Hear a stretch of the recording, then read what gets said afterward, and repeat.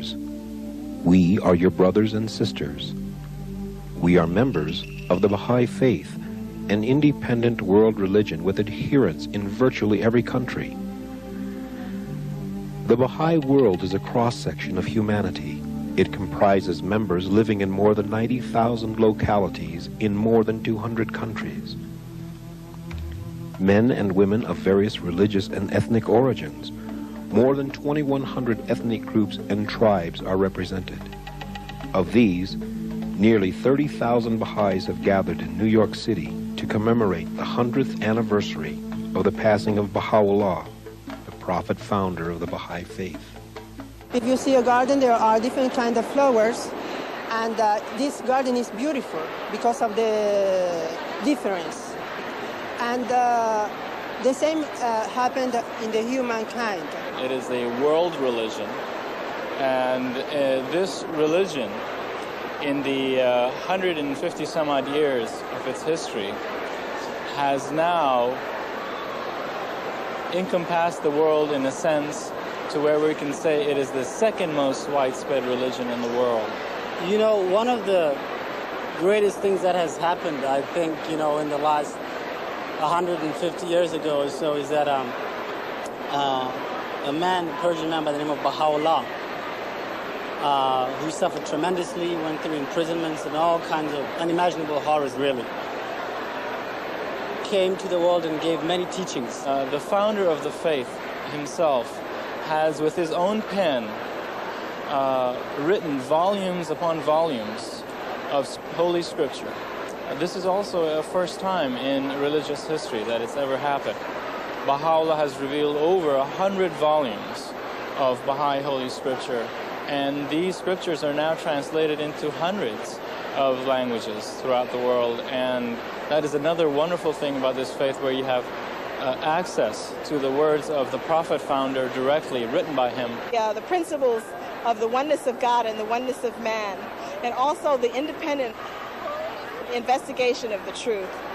Those were the main things that brought me to the faith, and I always strongly believed that there was one God and we all worship the same God. That God, the unknowable essence, manifests himself through what Baha'u'llah, the founder of Baha'i Faith, teaches are messengers or manifestations of the attributes and names and qualities of God, also known as prophets. Fundamentally, it's one religion that has been revealed progressively from age to age, like school.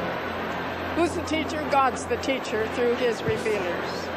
And we are all, in the whole age of mankind, the students. And as we grow up, get just a little brighter and perhaps more sensitive, God adds to the lessons. The Baha'i Faith is the reason for living. For instance, if I do something, I ask myself, is this in accordance to the Baha'i teachings? Baha'u'llah's teachings for me is something very special because it's given me a vision of how to have unity and diversity. And also, it's let me see and know what spiritual qualities are, which are hidden in each man. The Baha'i faith, as Abdul Baha said, he gave an example that a man and woman, it's like birds that needs two wings to fly. We should be like that. We should be same as the two wings to be together. Prayer is the life of a person. If you want to be alive, you have to eat, drink, sleep. We spoke oneness of humanity. Baha'u'llah brought this law to eliminate racism and prejudice against all colors and all nations. And this is one of the laws that will eliminate all this prejudice and racism. He made that distinction that if in a family the resources are limited and the only opportunity that arose was that out of the two children in the family, say a boy and a girl, one is to go to school and get educated, the female should be given preference, for she is the first educator of mankind, the first educator of children. Baha'is don't participate in partisan politics, because in partisan politics it only divides. The Baha'i faith having this non-political character means that we can associate with anybody without that in the background, and that it is for everybody in the world. And what Baha'u'llah says about independent investigation of truth is that we must all look into God's message for ourselves. Well, you know, those principles are basically principles that everyone accepts in this day and age. Over 100 years ago, when Baha'u'llah first enunciated those principles to mankind, they were very radical. The administrative order, of course, is the other side of the non-political character of the faith. And we have elected councils at the local, national, and international level. And the administration works so that we don't have any kind of campaigning. We elect by plurality vote people who we think are the best. So these councils that we elect at the local level, national level, and international level administer the affairs of the community. It's a consultative administration. They consult the community and they do what is best for the community. Also, in order to support the administrative institutions, we have the institution of the learned that is made up of the hands of the cause of God, and also made up of the International Board of Counselors and the auxiliary boards who assist in the faith's work and help in the protection of this cause so that all can live in harmony and peace. Since the United Nations has been established in 1944, the Baha'is have worked very closely with this body. The Baha'is are involved in all the social programs, the economic programs, as non-governmental status at the United Nations.